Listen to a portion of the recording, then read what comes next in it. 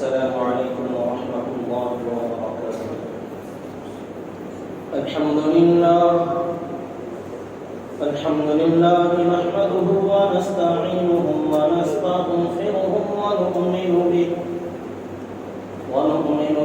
ونتوكل عليه ونعوذ بالله من شرور أنفسنا ومن سيئات أعمالنا. من يهده الله فلا مضل له ومن يضلل فلا هادي له. وأشهد أن لا إله إلا الله وحده لا شريك له وأشهد أن محمدا عبده ورسوله. أما بعد فقد قال الله تبارك وتعالى في القرآن المجيد والفرقان الحميد: ورد الله الذين كفروا بغيظهم لم ينالوا خيرا وكفى الله المؤمنين القتال وكان الله قويا عزيزا. وأنزل الذين ظاهروهم من أهل الكتاب من صياصيهم وقذف في قلوبهم الرعب فريقا تقتلون وتأسرون فريقا. وأورثكم أرضهم وديارهم وأموالهم وأرضا لم تطئوها وكان الله على كل شيء قديرا. صدق الله العظيم وصدق رسوله النبي الكريم ونحن على ذلك لمن الشاهدين والشاكرين والحمد لله رب العالمين. اللهم صل على محمد وعلى آل محمد كما صليت على إبراهيم وعلى آل إبراهيم إنك حميد مجيد. اللهم بارك على محمد وعلى آل محمد كما باركت على إبراهيم وعلى آل إبراهيم إنك حميد مجيد.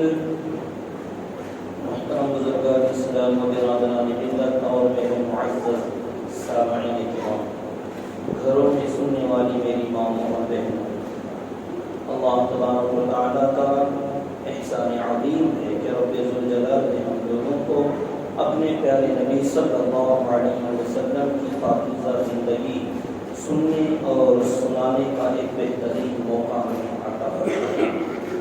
یہ سلسلہ تقریباً یہاں تک پہنچا کہ سن 4 ہجری کے اندر غزوہ خندق، غزوہ احزاب، جو 10,000 کی جماعت کفار مکہ، قریش اور قبیلہ بنو غطفان اور اطراف اکناف کے لوگ مل کر مدینہ منورہ پر چڑھائی کے لیے جو آئے تھے، اللہ تبارک و تعالیٰ نے اپنے پیارے نبی صلی اللہ علیہ وسلم اور حضرات صحابہ کرام رضی اللہ تعالیٰ عنہم کی مدد فرمائی.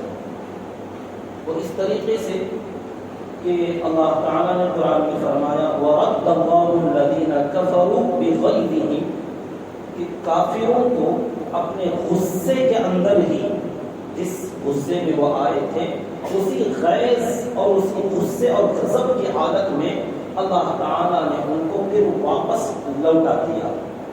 لم ينالوا خیرا، انہوں نے کوئی بھلائی نہیں حاصل کی. یعنی دنیاوی اعتبار سے جو مال غنیمت لوٹنا چاہتے تھے، بلکہ ان کا اصل مقصد تھا اہل ایمان کو اور اللہ کے نبی صلی اللہ علیہ وسلم کو صفحہ ہستی سے مٹا دینا. اس نیت میں وہ لوگ ناکام ہوئے. جیسے ہر مرتبہ چاہے وہ بدر میں ہوں یا احد میں ہوں یا اب تیسری بار جو آئے تھے غزوہ خندق میں، تینوں مرتبہ، اس مرتبہ تو پورے عزم کے ساتھ اور پوری قوت کے ساتھ آئے تھے.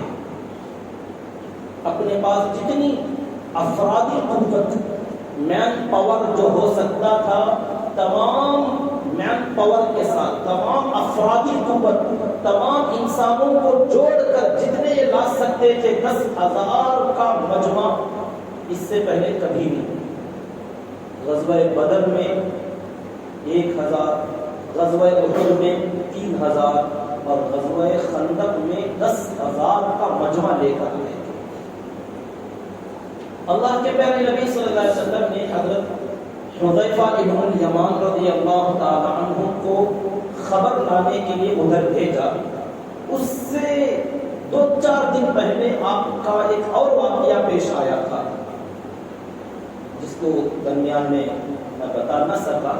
اللہ کے نبی صلی اللہ علیہ وسلم نے ایک مرتبہ سوچا کہ اتنے تنگ حالات ہیں، پریشان کن حالات ہیں، حضرات صحابہ مہینہ 1.5 مہینے سے تقریباً کاروبار، زراعتیں، سب چیزیں چھوڑ کر یہاں ٹھنڈ میں دشمنوں کے بیچ میں پھنسے ہوئے ہیں، اور آگے سے قریش، پیچھے سے بنو قریظہ یہودیوں کا خطرہ۔ ایسے موقع پر آپ صلی اللہ علیہ وسلم نے ایک قدم اٹھانے کی کوشش کی، ایک اور طریقہ آپ نے سوچا، وہ یہ کہ ادھر سے قبیلہ بنو غطفان کے لوگ جو قریش کے ساتھ مل کر آئے تھے، ان کے 2 سرداروں کو حضور نے بلوایا، کچھ بات چیت کرنے کے لیے، کچھ ڈیل کرنے کے لیے آپ نے بلایا۔ تو دونوں سردار آئے تو آپ صلی اللہ علیہ وسلم نے ان لوگوں سے یہ بات چیت کی کہ تم لوگ ہمارے خلاف لڑائی کیے بغیر اپنا قبیلہ لے کر واپس چلے جاؤ، جتنے تمہارے ساتھ آئے ہیں ان لوگوں کو واپس چلے جاؤ لے کر۔ تو انہوں نے پوچھا ہمیں کیا ملے گا؟ ہمیں تو قریش نے مال غنیمت کا لالچ دے کر لایا ہے، تو اب آپ کی بات مان لیں تو آپ ہمیں کیا دیں گے؟ تو آپ صلی اللہ علیہ وسلم نے یہ وعدہ فرمایا کہ ہماری مدینہ منورہ کی جو پیداوار ہوگی، پورے مدینے میں کھجور کی جو فصل بھی آئے گی، اگے گی، اس کا 3 حصوں میں سے 1 حصہ تمہارا ہوگا۔ اتنی بڑی ڈیل آپ صلی اللہ علیہ وسلم نے ان لوگوں سے کی، صحابہ کرام کے حالات کو دیکھتے ہوئے کہ جو پیداوار ہوگی اس کے 3 حصے کیے جائیں گے، اس میں سے 1 حصہ پیداوار ہم تمہیں دے دیں گے۔ وہ لوگ بڑے خوش ہوئے کہ یہ کوئی معمولی سودا نہیں ہے، اور ہر سال کے لیے آپ نے طے کیا، ہر سال دینا،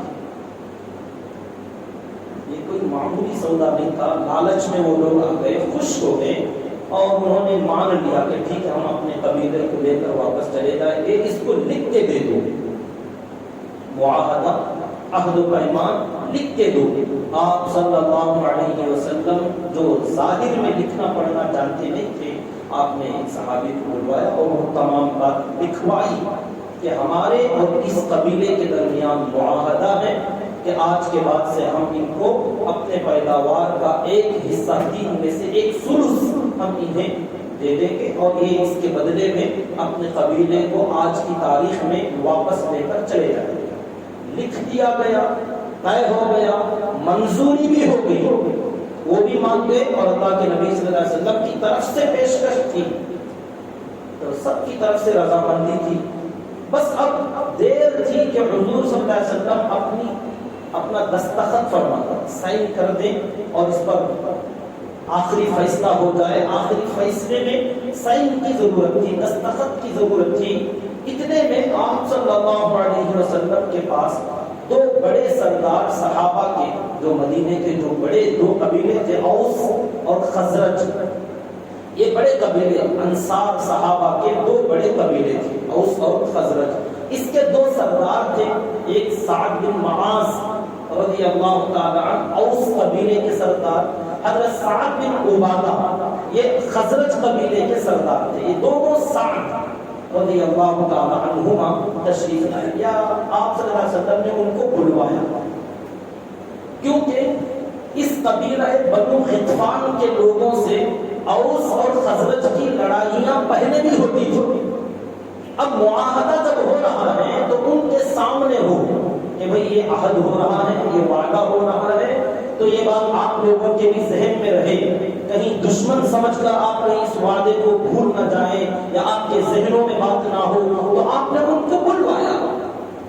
یہ دونوں سردار آئے تو آپ صلی اللہ علیہ وسلم نے پوری بات سنائی کہ یہ دونوں سردار آپ تو جانتے ہیں اور ان کے ساتھ ہمارا یہ معاملہ ہوا ہے کہ ایک سلوس، ایک تہائی پیداوار ہم انہیں دے دیں گے، بدلے میں یہ لوگ اپنے قافلے کو لے کر چلے جائیں گے۔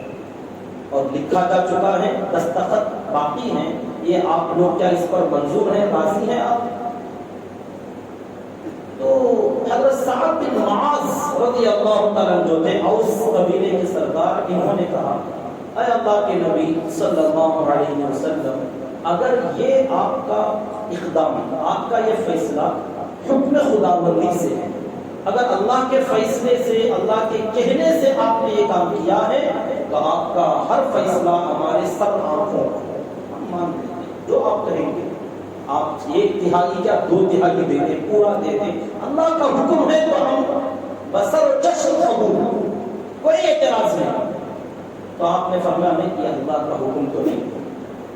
تو انہوں نے کہا اچھا اللہ کا حکم نہیں ہے تو پھر آپ ہماری وجہ سے، کہ ہمارے حالات کو دیکھ کر، ہماری پریشانیوں کو دیکھ کر آپ اگر یہ قدم اٹھا رہے ہیں اور آپ اس طریقے سے دب کر یہ معاملہ ان لوگوں کے ساتھ آپ ہماری وجہ سے کر رہے ہیں، تو آپ نے فرمایا ہاں بالکل یہ تمہاری وجہ سے، کہ تم انصار ہمارے لیے کتنی قربانیاں دیتے آئے ہو، ہمیں ٹھکانہ دیا، ہمارے مہاجرین کو اپنے کاروبار میں شامل کیا، گھروں میں حصہ دیا، اپنے ہر چیز میں تم ہمارا ساتھ دیتے آئے ہو، اور اب تم لوگ دشمنوں کے نرغے میں اتنے دنوں سے پھنسے ہوئے ہو، تو میں ان حالات میں تمہاری وجہ سے یہ قدم اٹھا رہا ہوں۔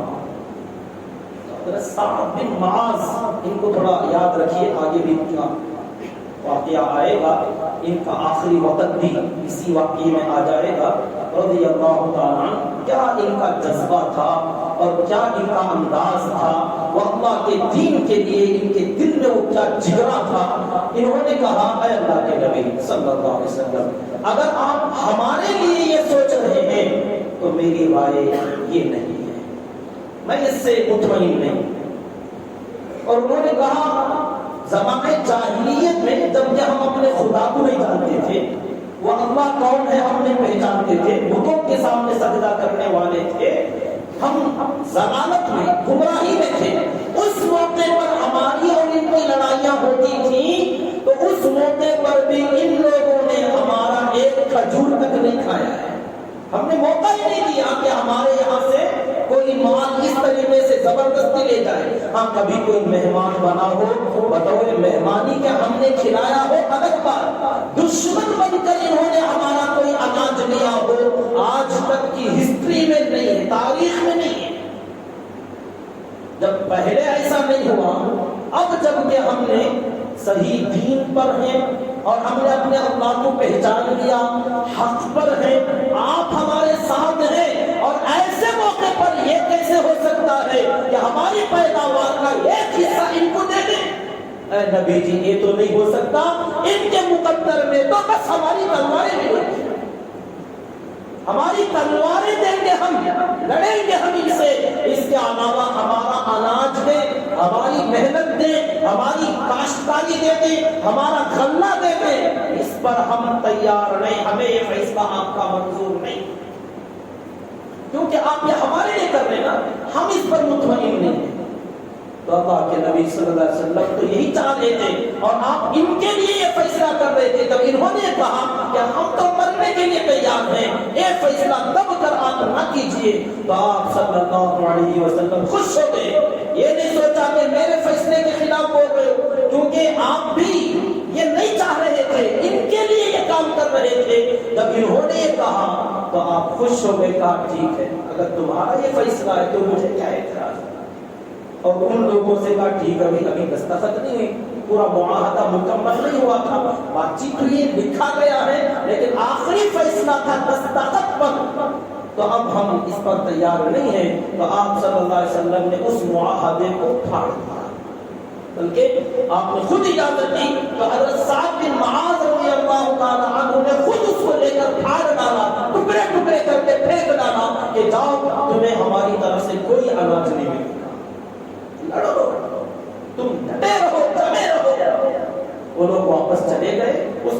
4000 دن کے بعد یہ واقعہ پیش آیا کہ اللہ تعالیٰ نے وہ ہوا واد سبا بھیجی اور ان کے وہ دیگ الٹ گئے، ان کے خیمے اکھڑ گئے، تالابیں نکل گئی، جانور تتر بتر ہو گئے۔ تو بالآخر اس راتوں رات فیصلہ ہوا کہ ہم واپس چلے جاتے ہیں۔ تو ابو سفیان نے کوچ کا اعلان کیا، بلکہ سب سے پہلے ابو سفیان خود بھاگنے لگے۔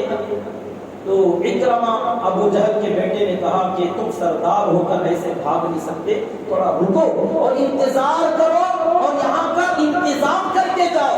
ہم سب ایسے بھاگنے لگے تو کہیں یہ مسلمان خندق کود کر نہ آ جائیں اور ہمارا پیچھا کر کے ہمارا قتل نہ کر ڈالیں، تو اس کا بھی کوئی انتظام کرو۔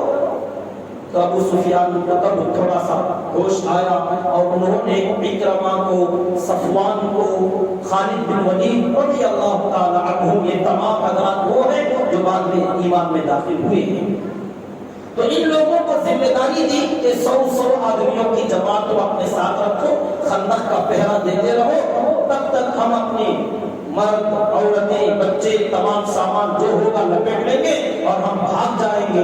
جب تمہیں اطمینان ہو کہ ہم دور تک چلے گئے تب تم لوگ گھوڑوں پر سوار ہو کے آ جانا۔ تو اس طریقے سے پورا 10,000 کا مجمع راتوں رات خالی ہو گیا۔ حضرت حذیفہ بن الیمان رضی اللہ تعالیٰ آئے اور اللہ کے نبی صلی اللہ علیہ وسلم کو سنایا کہ اللہ تعالیٰ نے کیا مدد فرمائی ہے اور وہ لوگ جانے کا فیصلہ کر چکے ہیں بلکہ بھاگ رہے ہیں۔ تو آپ صلی اللہ علیہ وسلم نے فرمایا صدق اللہ وعدہ، اللہ نے جو وعدہ مجھ سے کیا تھا اپنا وعدہ سچ کر دکھایا۔ اللہ نے کہا تھا میری مدد آئے گی، آپ استقامت کے ساتھ جمے رہیے، میں آپ کی مدد کروں گا اور آپ کے دشمنوں کو ہزیمت دوں گا، ہرا دوں گا۔ اللہ نے اپنا وعدہ سچ کر دکھایا۔ صدق اللہ وعدہ ونصر عبدہ، اور اللہ نے اپنے بندے کی مدد کی۔ وہزم الاحزاب وحدہ، اور تمام لشکروں کو اکیلے اللہ نے ہرا دیا۔ آپ کے یہ جملے تھے صدق اللہ وعدہ ونصر عبدہ وہزم الاحزاب وحدہ۔ پھر اس کے بعد آپ صلی اللہ علیہ وسلم نے خوش ہو کر فرمایا الآن نغزوہم، یہ آخری جنگ ہے جو یہ لوگ آئے ہیں، اس کے بعد ہم اقدام کریں گے، اس کے بعد ہم ان کے اوپر چڑھائی کریں گے اور یہ لوگ ہمارے اوپر کبھی بھی اس کے بعد چڑھ کر نہیں آئیں گے۔ بدر میں یہ آئے تھے، احد میں یہ آئے تھے، دوسری مرتبہ احد کے لیے انہوں نے بلایا تھا، اور خندق میں یہ لوگ آئے ہیں، اور آپ نے فرمایا یہ آخری ہے، اس کے بعد یہ کبھی نہیں آئیں گے۔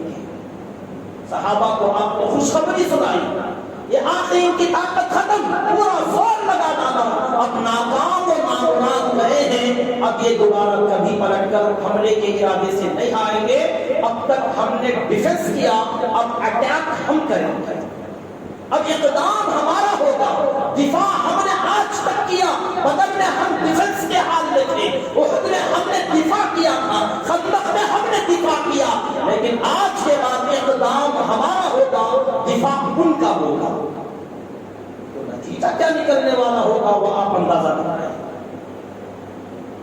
تو مقابلے میں ہمیشہ دشمن کو پہلے وار کرنے کا موقع دینا چاہیے، اس سے سمجھ میں آتا ہے، اللہ کے نبی صلی اللہ علیہ وسلم کی چال سے سمجھ میں آتا ہے کہ پہلا قدم، پہلی چال، پہلا وار انہیں کرنے دیا جائے، کیونکہ غلطی ان کی ہو ہماری نہ ہو، اقدام ہماری طرف سے نہ ہو۔ ہاں جب اقدام ادھر سے ہو جائے بہترین انداز میں دفاع بھی ہو اور اس دفاع کے بدلے میں آگے چل کر اقدام بھی ہو، یہ جائز ہے۔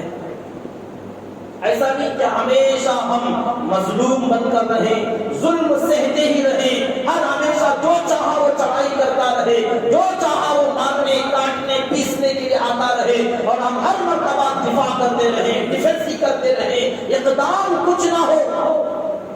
بلکہ آپ صلی اللہ علیہ وسلم نے فرمایا مناسب موقع دے کر اقدام بھی کرنا چاہیے، جیسے اس کے بعد اقدام ہمارا ہوگا۔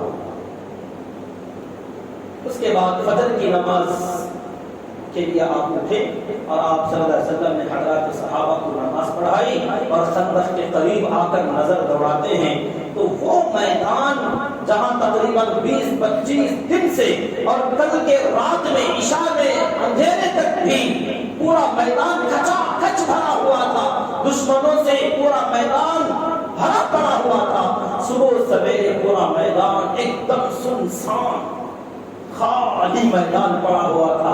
آپ صلی اللہ علیہ وسلم کے چہرے پر مسکراہٹ آ گئی، خوشی سے آپ اللہ کی تعریف کرتے ہوئے حمد و ثنا کرتے ہوئے آپ نے صحابہ کی طرف خیال کیا کہ کتنے دنوں سے یہ لوگ اپنے بیوی بچوں سے دور اور اتنی محنت جان شادی کے ساتھ یہاں پڑے ہوئے ہیں۔ آپ نے فوراً کوچ کا اعلان کیا کہ اب رحال، چلو بھی نکلو یہاں سے۔ تمام صحابہ کرام نے تیاری کر لی اور وہاں سے فجر کی نماز سے فارغ ہونے کے بعد اپنے خیمے اپنے سامان وغیرہ لپیٹ کر پورا تیاریاں کر کے وہاں سے واپس مدینہ منورہ کے اندر آنے کی تیاریاں کرنے کی۔ تقریباً ظہر کے قریب مدینہ منورہ پہنچتے اور آپ صلی اللہ علیہ وسلم نے اپنی بیویوں میں سے ام المؤمنین حضرت ام سلمہ رضی اللہ تعالی عنہا کے گھر میں داخل ہو کر آپ اپنے جنگی اوزار نکالنے لگے۔ جب بھی آپ میدان جنگ میں جاتے تو آپ کے پاس جو جنگ کا سامان ہوتا تھا، خوت لوہے کی ٹوپی، زرہ لوہے کی جاکٹ اور وہ جو پٹیاں وغیرہ باندھنا، یہ تمام تیاریوں کے ساتھ اللہ کے نبی صلی اللہ علیہ وسلم میدان جنگ میں جایا کرتے تھے۔ آئے اور آپ نے اپنے یہ خوت لوہے کی ٹوپی اتاری، زرہ نکال دی، ہتھیار نکال کے کھوٹی پر ٹنگا دیے اور آپ نے غسل کے لیے پانی مانگا اور غسل کرنے لگے۔ آدھا یا اس سے بھی کم آپ نے غسل فرمایا تھا، سر دھو لیا تھا یا آدھا جسم آپ نے دھو لیا تھا۔ ایک آواز آئی، السلام علیکم یا رسول اللہ، اے اللہ کے رسول صلی اللہ علیہ وسلم آپ پر سلام ہو۔ کچھ دور سے آواز آئی۔ ام سلمہ رضی اللہ تعالیٰ عنہ فرماتی ہیں موقع جنائز، جہاں جنازے پڑھائے جاتے تھے وہاں سے آواز آئی تو معلوم ہوا مسجد نبوی کے تھوڑا بازو میں ایک جگہ تھی جہاں پر جنازے پڑھے جاتے تھے۔ یہاں حضرات علماء نے یہ مسئلہ لکھا ہے کہ جنازہ مسجد کے احاطے میں یا مسجد کے اندر نہیں پڑھنا چاہیے۔ اللہ کے نبی صلی اللہ علیہ وسلم جنازوں کے لیے الگ جگہ رکھے تھے، وہاں کھڑے ہو کر وہاں سے آواز آ رہی تھی، حضور کو سلام کیا جا رہا تھا۔ آپ نے جواب دیا تو سوال کرنے والے نے پوچھا کہ کیا اللہ کے نبی نے اپنے ہتھیار اتار دیے، جنگ کے سامان سے فارغ ہو گئے؟ تو آپ نے فرمایا ہاں، بلکہ میں تو غسل کر رہا ہوں۔ تو آواز دینے والے نے کہا آپ کو اتنی بھی جلدی کیا تھی؟ اللہ آپ پر رحم کرے، فرشتوں نے ابھی تک اپنے ہتھیار نہیں اتارے اور آپ نے اتار دیا۔ فرشتے آپ کی مدد کے لیے آئے تھے، اللہ نے بھیجا تھا اور فرشتے نہ واپس گئے ہیں اور انہوں نے نہ اپنا سامان جنگ اتارا ہے، بلکہ وہ ابھی اسی حال میں ہے جس حال میں اللہ نے بھیجا تھا اور آپ نے اتار دیا۔ کیا جلدی تھی؟ کیا جنگ تو ختم ہوگی نا؟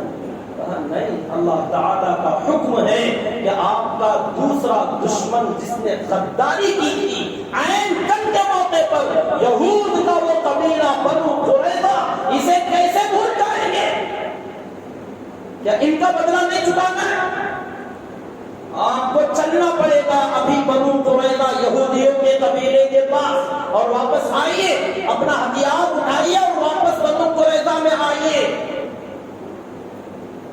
آپ صلی اللہ علیہ وسلم نے دیکھا کہ بولنے والے کون؟ سیدنا حضرت جبریل علیہ السلام تھا۔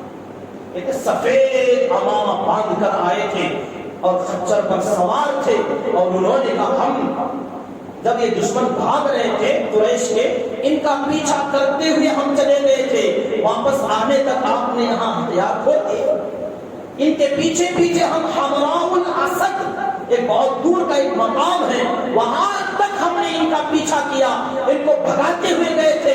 جب ہمیں اطمینان ہو گیا کہ اب یہ واپس نہیں آئیں گے تو وہاں سے ہم پلٹ کر آئے تو کیا دیکھتے ہیں، آپ اور آپ کے ساتھی ہتھیار کھول چکے ہیں۔ ہم تو ابھی جنگ کی حالت میں ہیں، لہذا آپ کو آنا چاہیے۔ آپ صلی اللہ علیہ وسلم نے عرض کیا، فرمایا کہ صحابہ بہت تھکے ہوئے ہیں، کئی مہینوں کی محنت اور مشقت، ٹھنڈ کا زمانہ، بہت بری حالت میں ہیں صحابہ کرام، کیا جلدی بنو قریظہ تو یہی کہیں، کہاں جائیں گے، بعد میں نپٹ لیں گے۔ جبریل امین نے کہا نہیں، آپ کو ابھی چلنا چاہیے، صحابہ سے کہیے کہ جس حال میں ہے نکل جائیں اور آپ آئیں، آپ کے آنے تک ہم فرشتے وہاں چلے جائیں اور ہم وہاں جا کر بنو قریظہ کے قبیلے میں زلزلے لائیں گے، ہم انہیں متزلزل کریں گے، آپ جلدی کیجیے۔ یہ کہہ کر جبریل امین فرشتوں کے ساتھ نکلے۔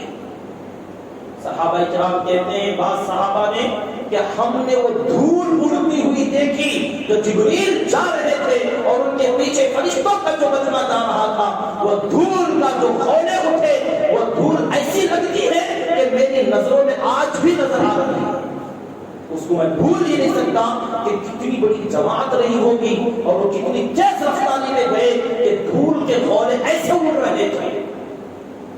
تو آپ صلی اللہ علیہ وسلم فوراً حمام سے باہر نکلے اور آپ کا اپنا غسل ادھورا رہ گیا، آپ نے فوراً لباس سے بہتر فرمائے، اپنا جو جنگی سامان تھا اس کو پہنا اور فوراً آپ نے اعلان کروایا کہ جو جس حال میں ہے نکلو اور عصر کی نماز بنو قریظہ میں پڑھنا ہے، تاخیر مت کرو، جلدی کرو۔ اور جو جس کے ساتھ میں وہ نکل کے چلنا شروع ہو گئے، تمام کو اکٹھا نہیں کیا، بس اعلان کروایا۔ اور حضرت عبداللہ ابن ام مکتوم رضی اللہ تعالیٰ جو نابینا صحابی تھے، ان کو پھر مدینہ منورہ کا امام ذمہ دار بنا دیا گیا کہ تم سنبھالو، ہم تو چلے بنو قریظہ۔ اللہ کے نبی صلی اللہ علیہ وسلم، حضرت ابوبکر اور حضرت عمر رضی اللہ تعالیٰ عنہما دائیں بائیں تھے اور جو جماعت ساتھ میں مل سکی لے کر چلے اور اعلان کروایا کہ عصر کی نماز بنو قریظہ میں پڑھنا ہے۔ صحابہ کرام جو جس سے جیسے ہو سکا تیاریاں کی اور نکل کے بنو قریظہ کی طرف پہنچے۔ اسی میں آتا ہے کہ بعض صحابہ کرام کے پہنچنے میں لیٹ ہو گیا، تاخیر ہو گئی، کیونکہ کپڑے کھول چکے تھے، تمام تیاریوں کے بعد وہاں تک پہنچتے پہنچتے مغرب کا ٹائم بھی ہو گیا۔ تو اس صحابہ کرام کی جماعتوں میں اختلاف ہوا، کسی نے کہا، حضور نے فرمایا کہ عصر کی نماز قریظہ میں پڑھنا ہے، اب عصر کا ٹائم تو ختم ہو رہا، راستے میں مغرب کا وقت شروع ہو رہا ہے، لیکن ہم مغرب بھی نہیں پڑھیں گے، عصر بھی نہیں پڑھیں گے جب تک کہ بنو قریظہ میں نہ چلے جائیں، کیونکہ حضور نے یہی کہا تھا کہ آج کی عصر وہیں جا کے پڑھنا، تو ہم وہیں پڑھیں گے۔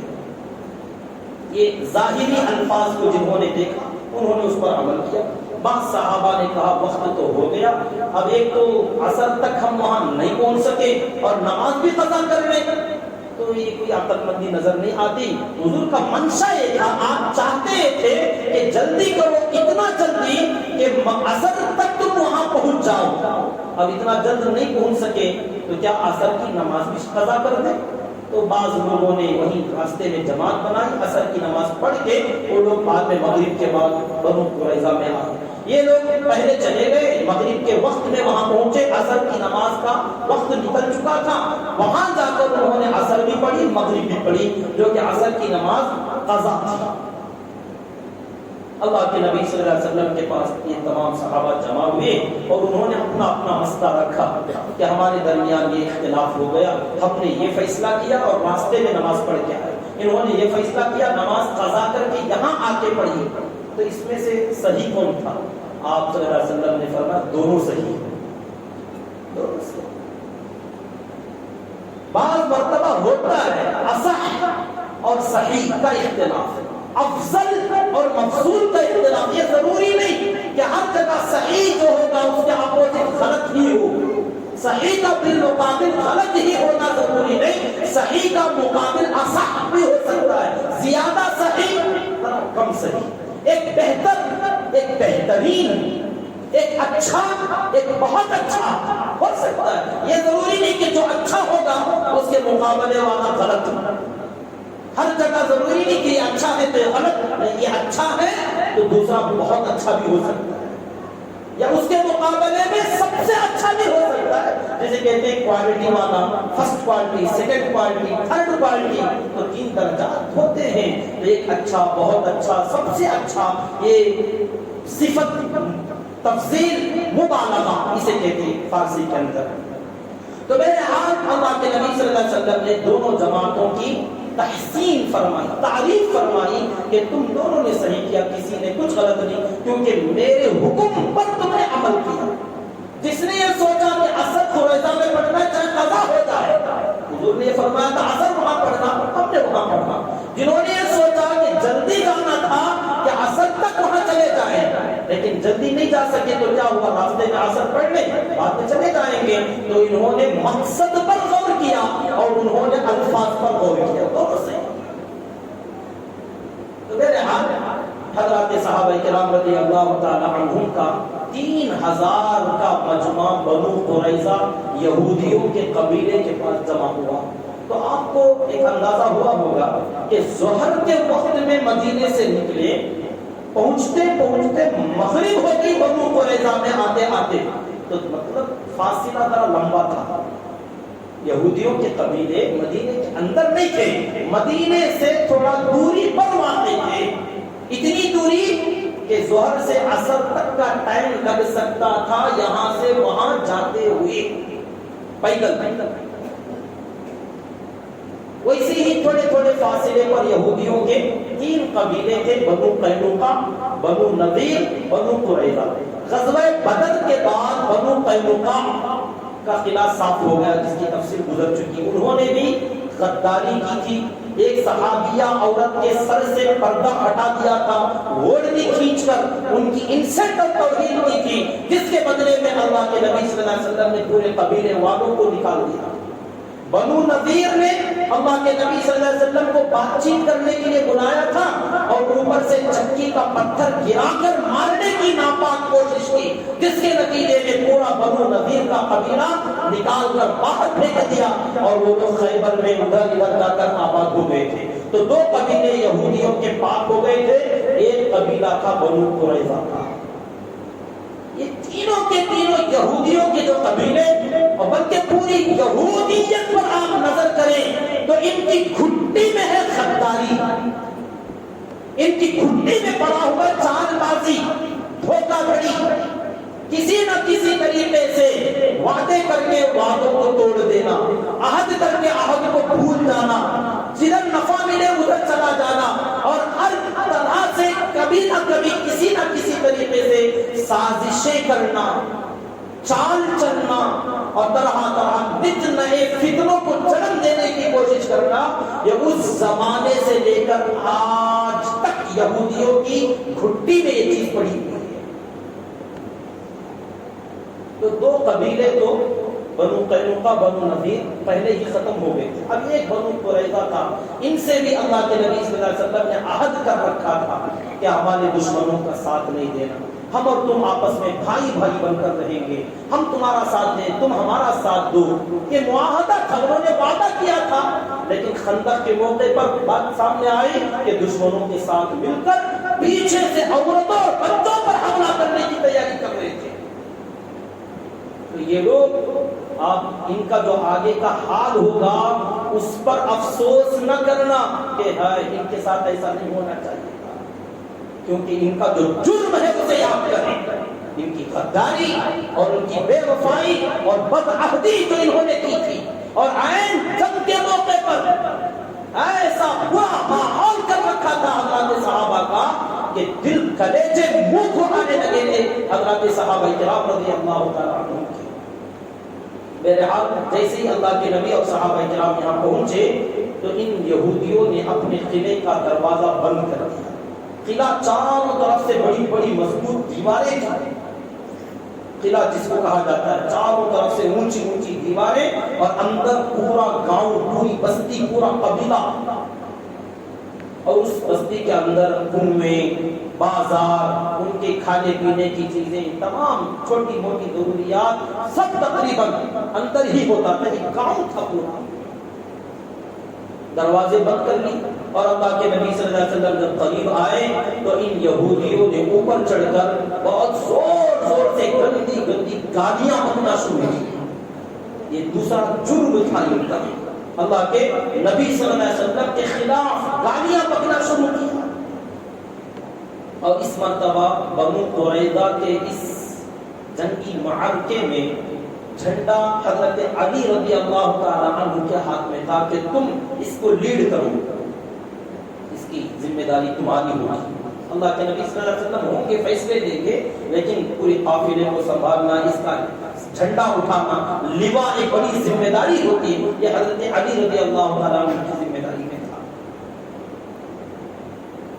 جب قلعہ بند ہو جائے تو اس کا محاصرہ کیا جاتا، چاروں طرف سے گھیر لیا جانا، اور کسی نہ کسی طریقے سے دیوار توڑنے کی، دروازہ توڑنے کی کوشش اور اندر جانے کی کوشش کرنا، یہ باہر والوں کی ذمہ داری، ان کی کوشش، اور اندر والوں کی کوشش کہ ان کو کسی طریقے سے دیوار کے قریب بھی نہ آنے دیں، دروازے کو توڑنے نہ دیں، دن رات کی محنت ہے۔ تو یہ سلسلہ چلتا رہا، تقریباً 20-25 دن تک یہی محاصرہ تھا۔ آپ اندازہ لگائیں، خندق کھودنے سے لے کر خندق کو بچاتے ہوئے اور اس موقع پر پھر 25 دن، تو تقریباً 2-2.5 مہینے بلکہ 3 مہینے حضرات صحابہ لگاتار جنگی میدان میں تھے۔ تمام چیزوں کو چھوڑ کر یہاں میدان جنگ میں لگاتار، اور موسم سخت سردی کا موسم، کڑاکے کی سردی، اور ایسی سردی میں جنگلوں میں پڑے ہوئے ہیں۔ کیا قربانیاں حضرات صحابہ کرام رضی اللہ تعالیٰ عنہ نے دی۔ اتنے دن کا زمانہ تقریباً چلتا رہا، اور بنو قریظہ جو یہودیوں کا قبیلہ تھا، یہ اندر بڑے آرام سے رہ سکتے تھے، اور 4-5 مہینے تک کھانا، پانی، رزق، غلہ، اناج، پانی کے چشمے، ان کے اندر بوڑیاں، کنویں بہت وافر مقدار میں تھے، انہیں کوئی ٹینشن نہیں تھا۔ ہاں بس اتنا تھا کہ باہر کوئی نہیں جا سکتا تھا، اور باہر کا کوئی اندر نہیں آ سکتا تھا، باقی تمام لوگ اندر کھانے پینے، رہنے سہنے کے لیے کوئی پریشانی نہیں۔ اگر وہ چاہتے ہیں تو اور مزید 4-5 مہینے تک ایسے ہی رہ سکتے تھے۔ تو سوچیے حضرات صحابہ کا حال کیا ہوتا۔ آخر کار ایک مرتبہ حضرت علی رضی اللہ تعالیٰ تقریباً 20-22 دن کا زمانہ گزرا تھا، اسی حال میں وہ ایک مرتبہ جوش میں قلعے کی دیوار کے قریب تک آئے، یہودیوں تک آواز جائے ایسے، اور آنے کے بعد کہا، اللہ کی قسم، آج کے بعد میرا ارادہ ہے کہ میں بھی اپنے چچا حمزہ کی طرح جام شہادت کی جاؤں گا، یا اس قلعے کو گرا کر رہوں گا، دو میں سے ایک ہو کر رہے گا۔ حضرت علی کا ایک جملہ نکلنا تھا، پتہ نہیں کیا بم کا اثر رکھتا تھا، یا اس جملے میں کیا وہ طاقت تھی۔ یہودیوں نے جب سنا تو ان کے دلوں پر بجلی بن کر گرا کہ علی کہہ رہا ہے تو کر دے گا۔ شعر ہے یہ، لا فتح الا علی، جو مشہور تھا چپکے نہیں تھا۔ آگے آئے گا خیبر کے واقعے میں بھی، جو کہا کر کے دکھایا، لیکن یہ قریظہ کا موقع تھا، انہوں نے جملہ کہا کہ یا تو میں اپنے چچا کی طرح ان کے نقش قدم پر چل کر حمزہ کی طرح جام شہادت دی جاؤں گا، یا اس قلعے کا دروازہ توڑ کر رہوں گا، فتح حاصل ضرور کروں گا۔ بس اتنا کہتے ہی یہودیوں کے دل میں ڈر اور وحشت اور خوف طاری ہو گیا کہ اب کیا کریں۔ اگر وہ چاہتے تو 4-5 مہینے اور ڈیفنس کر سکتے تھے اندر رہ کر، مگر اللہ تعالیٰ جب وقذف فی قلوبہم الرعب، اللہ تعالیٰ نے ان کے دلوں میں رعب ڈال دیا، ڈر اور خوف طاری کر دیا، تو ان یہودیوں کا جو سردار تھا کعب بن اسد، جس نے وہ بات چیت کیا تھا بنو نذیر کے، حوی بن اخطب جو حضور اکرم صلی اللہ علیہ وسلم کا سسر تھا، وہ آ کر بات چیت کیا تھا، عہد توڑنے پر ابھارا تھا۔ تو کعب بن اسد جو بنو قریظہ کا سردار تھا، یہ آخر کار اپنی میٹنگ بلایا، تمام یہودیوں کو جمع کیا قلعے کے اندر، اور اس نے کہا دیکھو بھائی اب ہم لوگ پھنس گئے، ہم نے عہد توڑا، بدعہدی کی، غداری کی، جس کے نتیجے میں اپنے کیے کی سزا بھگتنے کے لیے اب ہمارا ٹائم آ گیا۔ حال دیکھ لو یہ لوگ پیچھے کیوں قلعے کے پیچھے تیار کھڑے ہیں، اب بتاؤ ہم لوگ کیا کر سکتے ہیں؟ کسی کے ذہن میں کوئی خاکہ نہیں، کوئی پلان نہیں، تو سب خاموش تھے۔ کعب بن اسد سردار تھا، اپنی سرداری نبھاتے ہوئے، ذمہ داری نبھاتے ہوئے اس نے کہا میرے ذہن میں 3 باتیں ہیں، آپ کو تھوڑا غور سے اس کو سننا چاہیے۔ کعب بن اسد یہودی نے کہا سردار نے میرے ذہن میں 3 آپشن ہیں، ان 3 میں سے کوئی ایک چن لو، اچھا رہے گا میرے لیے بھی، تمہارے لیے، اپنے بیوی بچوں سب کے لیے۔ لوگوں نے کہا بتائیے کیا؟ پہلی بات یہ کہ ہم اس نبی کو اپنا امام مان لیں، کلمہ پڑھیں، ایمان میں داخل ہو جائیں، جبکہ ہم میں سے کوئی آدمی اپنی زبان سے اقرار تو نہیں کرتا کہ یہ اللہ کے نبی ہیں، لیکن ہم سب کا دل کہتا ہے کہ یہ اللہ کے نبی ہیں۔ یہودیوں سے کہا کیونکہ ہم نے تورات میں جس نبی کے بارے میں پڑھا ہے وہ یہی نبی ہے، ہم سب اپنے دل سے مانتے ہیں کہ یہ اللہ کے آخری نبی، یہ آخر الزماں ہے، یہ جس کا انتظار تھا وہی نبی ہے۔ تمام علامتیں میں بھی دیکھ چکا، تم بھی دیکھ چکے، پوری نشانیاں موجود، ہمارے دل تو مان لیتے ہیں مگر ہماری زبانی انکار کر رہی ہے بس۔ تو اس نے کہا جب ہم دل سے مان ہی رہے ہیں تو کیا ہی اچھا ہے زبان سے بھی مان لیں، کلمہ پڑھ لیں، ایمان میں داخل ہو جائیں، دنیا کا بھی بھلا آخرت کا بھی بھلا ہو جائے گا۔ یہ پہلا آپشن اس نے رکھا، کاش کہ قوم مان جاتی، مگر کیا کریں بنی اسرائیل تھے یہ لوگ، حضرت موسیٰ علیہ السلام کے زمانے سے جو پریشان کرتے ہوئے آئے ہیں بنی اسرائیل۔ سورہ الف لام میم، سورہ بقرہ کے اندر پڑھ کے دیکھیں کیا چالیں تھیں ان کی، کیا باتیں تھیں ان کی، کیسی ٹیڑھی قوم تھی۔ تو تمام بنو قریظہ نے کہا نہ یہ تو نہیں ہو سکتا کہ باپ دادا کا دین چھوڑ دیں اور اس کو نبی مان لیں، نعوذ باللہ، یہ نہیں ہو سکتا۔ دوسرا بول رہا، تو اس نے کہا اگر یہ نہیں مان سکتے تو پھر ایک کام کرو، اپنی بیویوں اپنے بچوں کو اپنے ہاتھوں سے مار دو، قتل کر دو، پھر اس کے بعد تاکہ اپنے بعد کسی کا ڈر اور خوف نہ رہے، بیوی کا بچوں کا خیال نہ آئے، اب تم اکیلے رہو، تو پھر اس کے بعد قلعے کا دروازہ کھول کر باہر نکلو اور جس سے جیسا ہو سکے جان توڑ کوشش کرو، مقابلہ کرو، یا تو جیت جائیں گے یا ہم بھی مر جائیں گے۔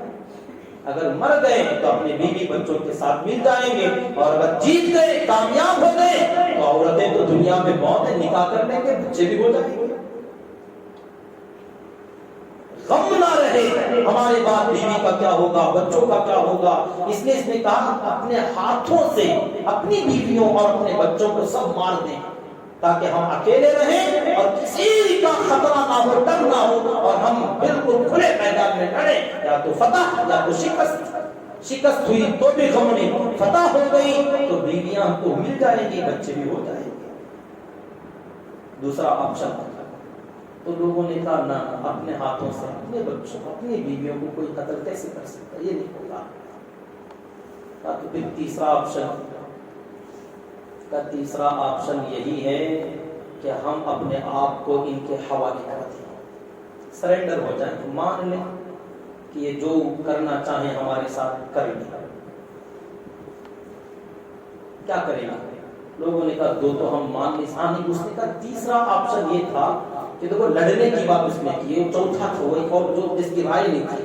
تیسری بات یہ تھی، کعب بن اسد نے کہا دیکھو مسلمان دھوکے میں ہیں کہ ہفتے کا دن ہماری عبادت کا دن ہے اور ہم ہفتے کے دن لڑائی نہیں کرتے، اس مرتبہ ایک کام کرتے ہیں، دیسی سنیچر کا دن آئے گا، وہ اطمینان سے رہیں گے کہ ہم نہیں لڑتے مگر ہم راتوں رات حملہ کر دیں گے، اطمینان سے رہیں گے، دھوکے میں رہیں گے، اور ایک دن ہم اپنا مقدس دن، عبادت والا دن، اس کی تقدیس کو، اس کی پاکی کو اٹھا کر رکھ دیں گے اور اس دن ہم لڑیں گے، دھوکا ہوگا اور وہ لوگ دھوکے میں آ کر مارے جائیں گے۔ تو تو لوگوں نے کہا نہیں یہ بھی نہیں ہو سکتا کہ ہم اپنے دین کا ایک اہم معاملہ ہفتے کا دن ہماری عبادت والا دن اس دن کو آج تک ہم نے کبھی ایسے نہیں کیا اور آج بھی نہیں کر سکتے. ایک مسئلہ یہ بھی یاد رکھیں. ایک صاحب نے پوچھا مجھ سے, بہت سارے لوگوں کو یہ سوال ہوتا ہے کہ ہفتے کے دن مچھلی کھانا کی نہیں کھانا. ایک ساتھی نے چند دن پہلے پوچھا تھا. بہت سارے لوگ یہ سمجھتے ہیں کہ ہفتے کا دن مچھلی نہیں کھانا, حالانکہ یہ غلط ہے.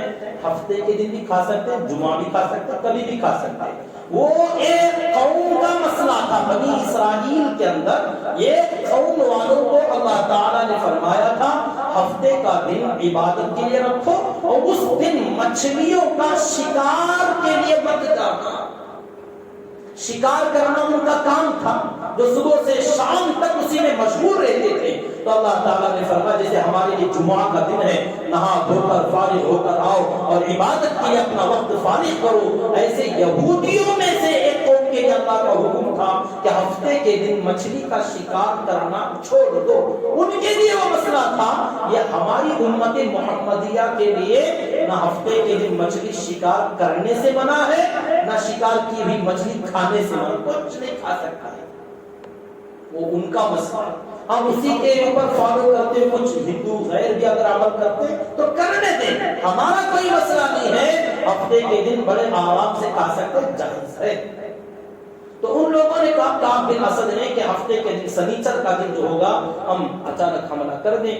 تو تین باتوں کو بھی یا تو ایمان میں داخل ہو جائیں, یا بیوی بچوں کو قتل کر کے مقابلہ کریں, یا ہفتے کے دن دھوکے میں رکھ کر اچانک حملہ کریں.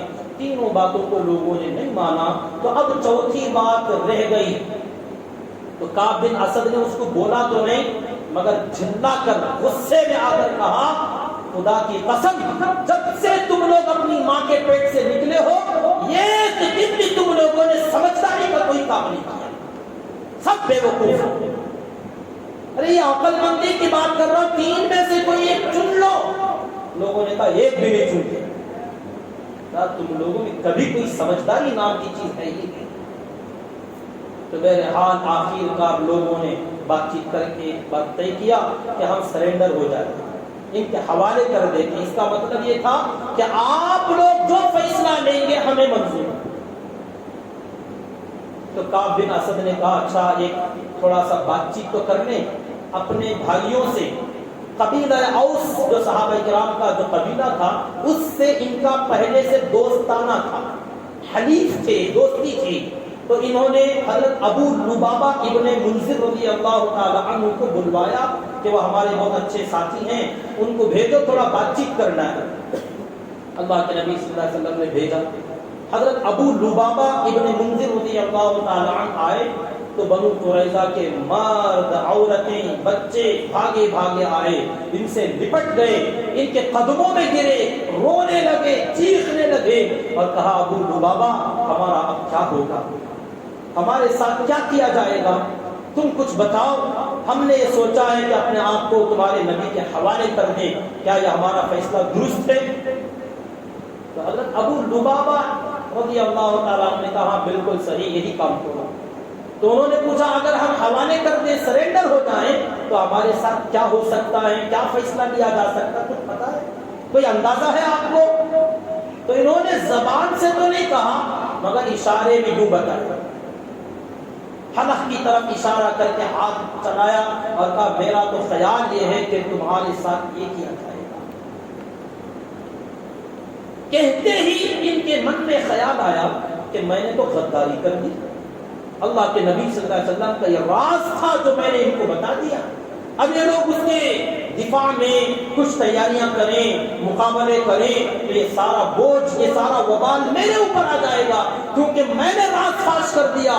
تو یہ خیال آتے ہی فوراً اٹھے اور وہاں سے نکلتے ہوئے سیدھا قلعے کے باہر نکلے اور مدینہ منورہ چلے گئے. مسجد نبوی میں جا کر جو ریاض الجنہ ہے, جنت کا جو حصہ اللہ کے نبی صلی اللہ علیہ وسلم نے فرمایا, اس کے اندر آج بھی وہ کچھ ستون ہیں, ستون آج بھی باقی ہیں, ستون عائشہ, ستون توبہ, ستون وفود, کچھ نام ہے اس کے, ستون حنانہ اور اسی طریقے سے ستون ابو لبابہ، انہی کے نام سے ایک ستون آج بھی اس مسجد نبوی کے ریاض الجنہ ممبر نبوی اور مصلی نبوی کے پاس میں وہ ایک ستون ہے، جس ستون کا نام ستون ابو لبابہ، ابو لبابہ کا ستون، جو یہی صحابی تھے، یہ آئے اور اپنی بیوی سے کہا رسی لا اور مجھے اس ستون سے باندھ دو۔ پہلے اس کا نام وہ نہیں تھا، اس ستون سے اپنے آپ کو بندھوایا کہ کس کے باندھ دو، مجھ سے غلطی ہو گئی، میں نے غداری کر دی اپنے نبی کے ساتھ، اس کی سزا یہی ہے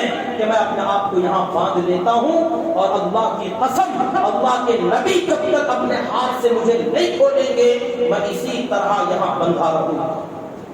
یہ میری سزا ہے جو اپنے آپ کو انہوں نے دی۔ اللہ کے نبی صلی اللہ علیہ وسلم بہت دیر تک انتظار کرتے رہے کہ ابو لبابہ اتنی دیر ہو گئی آئے نہیں۔ بعد میں تحقیق کیا تو لوگوں نے بتایا گئے بھی آئے بھی، اور انہوں نے ایسا اندر واقعہ کر دیا، کچھ کو بتا کے چلے گئے اور وہاں جا کر اپنے آپ کو انہوں نے باندھ لیا۔ آپ صلی اللہ علیہ وسلم نے فرمایا کاش ابو لبابہ سے جب غلطی ہوئی تھی تو وہ میرے پاس آ جاتا تو میں اللہ سے معافی مانگتا اور اللہ معاف کر دیتا، لیکن جب یہ اپنے آپ کو سزا دینے لگ گئے، خود کو باندھ لیا، تو انہوں نے اپنا معاملہ اللہ کے حوالے کر دیا۔ اب جب تک اللہ مجھے حکم نہیں دے گا میں بھی نہیں کھولوں گا۔ اب بندے رہے، اپنا معاملہ ہے، میرے پاس آ جاتے معافی مانگ لیتے، میں معاف کرتا، اللہ سے استغفار کرتا، اللہ بھی معاف کر دیتے، بات ختم۔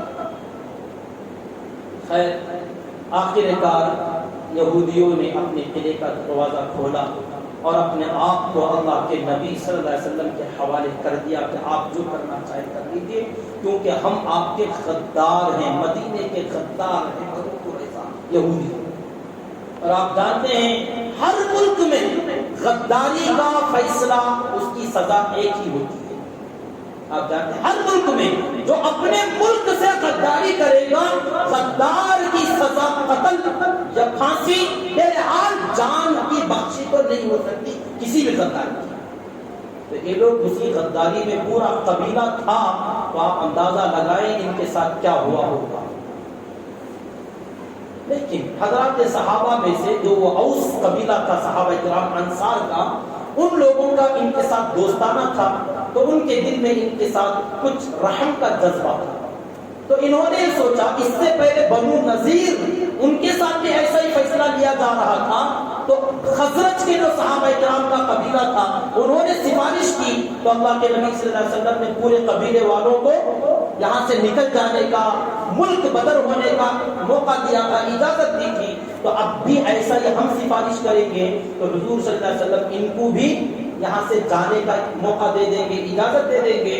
تو کچھ صحابہ کرام اللہ کے نبی صلی اللہ علیہ وسلم کے پاس آئے اور سفارش کرنے لگے کہ جیسے آپ نے بنو نذیر کے یہودیوں کا معاملہ خزرج کے لوگوں کے حوالے کیا تھا، ایسے بنو قریظہ کے لوگوں کا معاملہ ہمارے حوالے کیجیے، ہم فیصلہ کریں گے، ہمارے حوالے کر دیجیے۔ ڈیمانڈ کرنے لگے، بار بار تقاضا کرنے لگے، تو آپ صلی اللہ علیہ وسلم نے اجازت دے دی اور کہا تمہارے میں سے ایک آدمی اس قبیلے کا فیصلہ سنائے۔ اور وہ ایک آدمی جو اس اوس کے سردار تھے، شروع میں نام آیا تھا حضرت سعد بن معاذ، جنہوں نے وہ جوشی بات کی تھی۔ اس خندق میں ان کو ایک تیر لگا تھا جس سے ان کی بڑی اہم رگ کٹ گئی تھی اور بڑے زخمی ہو گئے تھے۔ تو ان کو مدینہ منورہ میں مسجد نبوی میں ایک خیمہ ڈال کر وہاں سلایا گیا تھا۔ وہاں ایک عورت جو طبیبہ تھی، علاج کرنے والی، وہ علاج معالجہ ان کی کر رہی تھی۔ تو ان کو بلوایا گیا، گدھے پر کی جو سواریاں تھیں ان کو بٹھا کر لایا گیا۔ حضرت سعد بن معاذ رضی اللہ تعالیٰ جب آ رہے تھے تو قبیلے والے چاروں طرف سے کہہ رہے تھے سعد آپ تھوڑا اپنے دوستوں کا خیال کر لیجئے، کوئی اچھا فیصلہ سنا دیجئے، اپنے بھائیوں کے اوپر رحم کا فیصلہ سنائیے، کوئی خیر کا فیصلہ سن لو۔ کان میں بھرتے بھرتے آ رہے تھے، حضرت سعد سن رہے تھے، کچھ جواب نہیں دے رہے تھے۔ قریب آئے تو اللہ کے نبی صلی اللہ علیہ وسلم نے دیکھتے ہی فرمایا قوموا لسیدکم، اپنے سردار کے لیے کھڑے ہو کر استقبال کرو، یہ تمہارا سردار ہے، اٹھو استقبال کرو۔ ان کے قبیلے کے لوگ کھڑے ہوئے اور ان کا استقبال کیا۔ اس میں یہ مسئلہ سمجھ میں آتا ہے، اپنا کوئی بڑا، اپنا کوئی امام، سردار، جسے آپ اپنے دل میں بڑا مانتے ہو، اگر وہ کبھی آئے آپ کے گھر میں یا آپ کی مجلس میں یا آپ جہاں ہیں وہاں وہ آئے، آپ کے دل میں اگر اس کی عظمت اور اس کو آپ بڑا سمجھتے ہو تو اپنی اخلاقی فریضہ ہے کہ اس کے احترام میں کھڑے ہوئے۔ مگر جو بڑے صاحب ہوں گے ان کے دل میں یہ خیال نہ ہو کہ میں جب جاؤں تو لوگ اٹھیں۔ اللہ کے نبی صلی اللہ علیہ وسلم نے فرمایا جو آدمی اپنے لیے لوگوں کو کھڑا کرے گا یہ ضرور جہنم میں جائے گا۔ تکبر کہ میں اتنا بڑا کہ مجھے دیکھ کے لوگ کھڑے ہو جائیں، تم یہ خیال مت کرو۔ ہاں آگے والا دیکھیں، یہ آپس میں انڈرسٹینڈنگ ہے کہ آپ ان کا خیال کرو یہ ان کا خیال کریں۔ بڑا یہ سوچے کہ میرے لیے کوئی کھڑا نہ، بھائی آپ بیٹھیں آرام سے رہیں، میرے لیے ایسا مت کریں، یہ تکلفات مت کریں۔ مگر معاملہ کرنے والے لوگ، مقتدی لوگ، متبع لوگ، وہ یہ سوچیں کہ یہ ہمارے بڑے ہیں، یہ ہمارے پیشوا ہیں، یہ ہماری ذمہ داری ہے کہ ہم ان کا احترام زبان سے بھی کریں، جسم سے بھی کریں، اپنے اخلاق سے بھی کریں، کھڑے ہو کر ان کا ادب ظاہر کریں، دوسروں کو پتا چلے کہ یہ ہمارے بڑے ہیں۔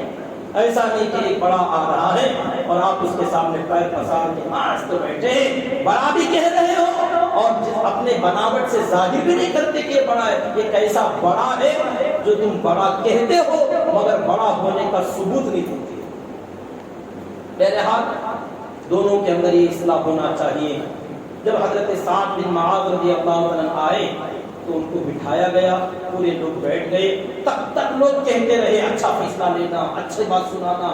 جب بیٹھ گئے تو آپ صلی اللہ علیہ وسلم نے فرمایا کہ سعد، بنو قریظہ کا معاملہ تمہارے حوالے ہے، تم جو فیصلہ سناؤ گے وہی فیصلہ نافذ ہوگا۔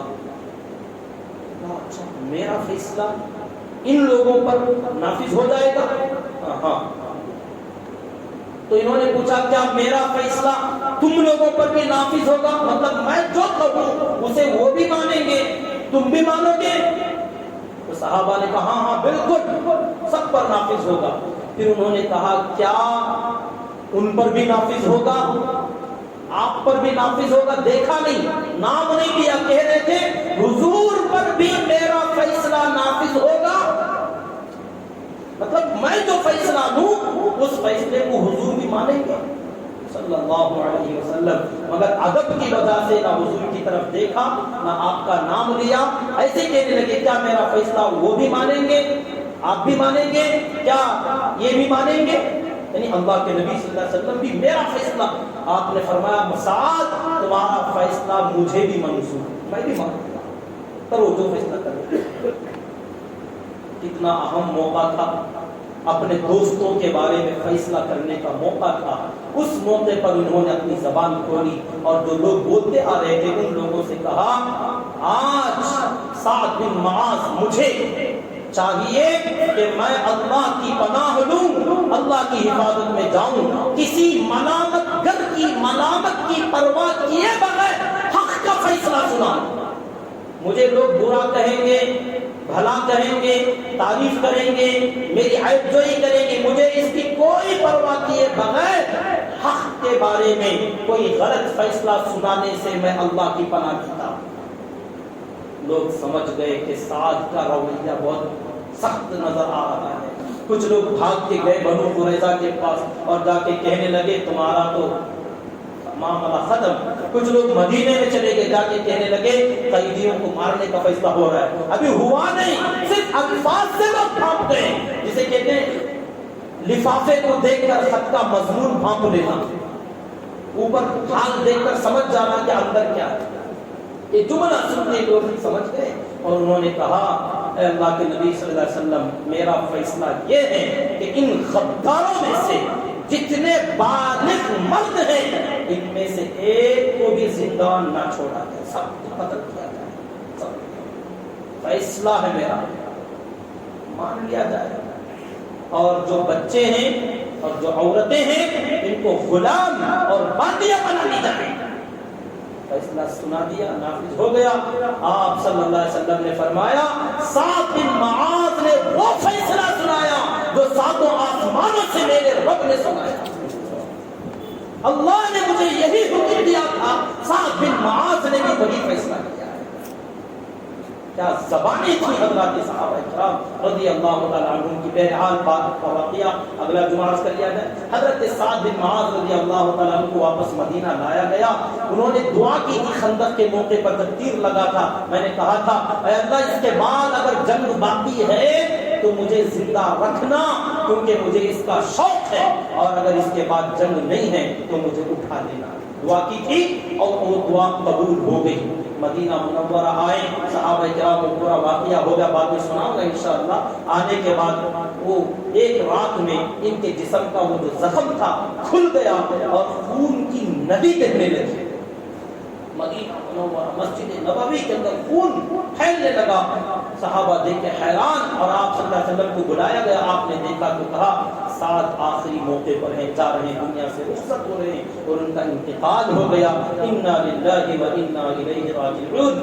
انتقال ہوتے ہی آقا نے ایسا جملہ فرمایا جو کسی کے بارے میں نہیں فرمایا۔ بخاری شریف کی روایت ہے، آپ نے فرمایا سعد بن معاذ ایسا شخص ہے جس کی موت پر رحمان کا عرش لرز گیا، اللہ کا عرش لرز اٹھا سعد بن معاذ کی وفات پر۔ صحابہ نے فرمایا اس سے پہلے نہ اس کے بعد کسی کے بارے میں آقا نے ایسا جملہ نہیں کہا۔ جب ان کا تجہیز و تکفین کا معاملہ ہوا، ان کو دفنانے کے لیے اٹھایا جا رہا تھا، حضرات صحابہ جنازہ لے کر چل رہے تھے تو بعض منافقوں نے بھی کندھا دیا، تو انہوں نے کہا یہ کیا ہے، ان کے تو جسم میں کوئی وزن ہی نہیں، ہلکا پھلکا جنازہ، یہ اتنا ہلکا جنازہ اس سے پہلے ہم نے کسی کا نہیں دیکھا۔ یہ بات مشہور ہوگی لوگوں میں، ہاں ہم نے بھی اٹھایا، ایسا لگ رہا تھا کہ جنازہ ہمارے کندھوں پر ہے ہی نہیں۔ جب یہ بات پھیلی ہوتے ہوتے اللہ کے نبی صلی اللہ علیہ وسلم تک آئی تو آپ نے فرمایا ہاں بات سچ ہے کہ تمہیں ان کا وزن محسوس نہیں ہوا۔ صحابہ نے پوچھا آخر وجہ کیا تھی؟ فرمایا ان کے جنازے میں 70,000 فرشتے آئے تھے، ایسے فرشتے جو اس سے پہلے کبھی نہیں آئے۔ ان کی جنازے کو کندھا دینے اللہ نے 70,000 فرشتوں کو بھیجا۔ جب انہوں نے اٹھایا تم کیا اٹھاؤ؟ فضیلت تھی حضرت سعد بن معاذ رضی اللہ تعالی عنہ کی۔ یہ قبیلہ اوس انصار صحابہ کے قبیلے کے ایک سردار تھے۔ سردار ہو تو ایسا بنے، سرداری ملے تو ایسی سرداری نبھائے، امیر بنے تو ایسا بن کے دکھائے کہ فضیلتوں کا حامل ہو، قوم اس کا احترام کرے اور اس کا مقام صرف لوگوں میں نہیں رحمان کے نزدیک اس کا مقام بنے۔ اللہ تعالیٰ سے دعا کریں کہ اللہ رب العزت مجھے اور آپ کو بھی ان حضرات صحابہ کرام رضی اللہ تعالیٰ عنہم کے نقش قدم پر چلتے ہوئے اپنی اصلاح کرنے کی اللہ ہمیں توفیق عطا فرمائے۔ آمین۔ وآخر دعوانا ان الحمد للہ رب العالمین۔ آپ حضرات سے گزارش ہے جاتے ہوئے مسجد قرارداد کے لیے خوب دل کھول کر تعاون کرتے ہوئے جائیں۔ جو حضرات سنت